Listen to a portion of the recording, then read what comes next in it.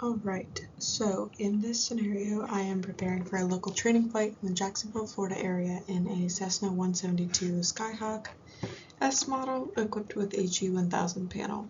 The aircraft is loaded to maximum gross weight with my instructor's family on board for this flight. The flight is scheduled between 3 and 5 p.m. in late July, which is an important factor because that is typically peak time for afternoon thunderstorm development in Florida.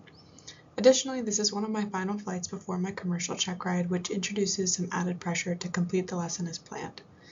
Given these factors, my goal is to evaluate the overall risk of the flight and determine whether it is safe to proceed using proper aeronautical decision making.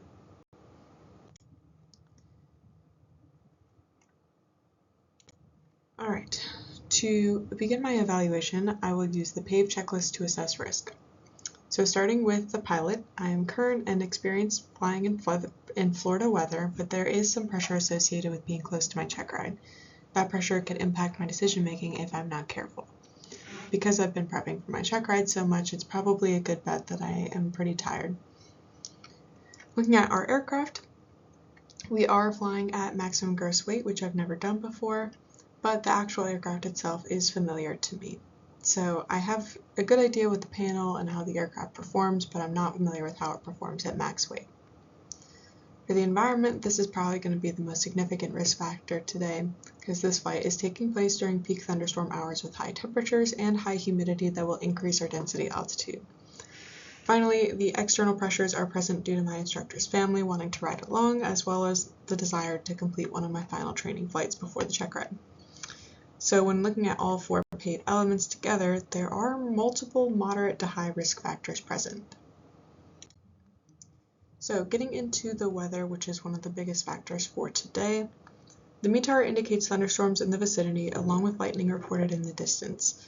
The TAF also calls for convective activity, including cumulonimbus clouds during the planned flight time. And as you can see on the radar here, we've got plenty of precipitation spread out around Jacksonville with some spots of what looks to be thunderstorms. Since this flight is scheduled in the mid-afternoon, this aligns directly with the time of maximum surface heating, which increases the likelihood of thunderstorm development and intensification. Additionally, the radar shows storms already present and moving to the north-northwest, which would impact the local flight area unpredictably. Temperatures are around 32 degrees Celsius with high humidity, which contributes to a higher density altitude and reduced aircraft performance. So overall, this weather presents a significant hazard due to instability, convective activity, and reduced performance margins. Alright, so now we can talk about the aircraft performance. So the aircraft today is loaded to maximum gross weight, which has a direct impact on our performance capabilities. At this weight, the aircraft is going to experience a reduced climb rate and require a longer takeoff distance. When combining with high temperatures and humidity, density altitude also increases. This will just further degrade our performance. This becomes especially critical in a training environment where maneuvers, go-arounds, or unexpected situations might require strong aircraft performance, and if we have a reduced climb rate and increased takeoff distance, this could definitely introduce some pretty severe risk factors. And since I have not flown this aircraft at maximum gross weight before, there's also an added risk due to unfamiliarity with how it will handle under these conditions. So overall, the aircraft will have less margin for error than usual. Alright, next I will evaluate external pressures and their effect on ADM. So my instructor's family is in town for a limited time and wants to experience a flight, which creates pressure to go even if conditions are not ideal. In addition, this is one of my final lessons before my check ride, which might create a desire to stay on schedule and not delay training.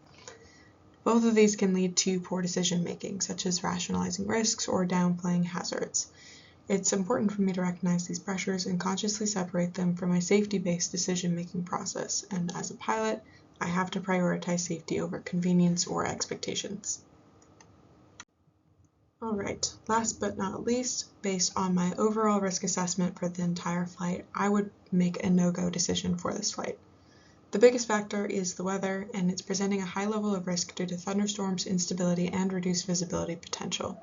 Even though I'm familiar with operating around thunderstorms, that many thunderstorms on the radar combined with being at peak temperature time where the thunderstorms might just intensify instead of dissipate, it presents a very high risk factor.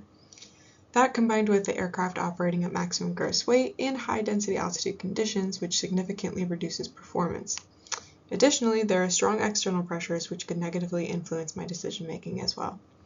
When all of these factors are combined, the overall risk level exceeds what would be considered acceptable for a training flight. Safer alternative would be to reschedule the flight for earlier in the day or wait for more stable weather conditions. Making this decision demonstrates sound aeronautical decision making and a commitment to safety. Alright, in conclusion, the scenario highlights several important lessons. Using the PAVE checklist provides a structured way to identify and evaluate risk. Weather, especially convective activity, is often one of the most significant hazards in aviation. External pressures can strongly influence decision making, so it's important to recognize and manage them. And ultimately, safe pilots make conservative decisions, even when it means delaying or canceling a flight. This approach is critical not only for this scenario, but also for my development as a professional pilot. Thank you for listening.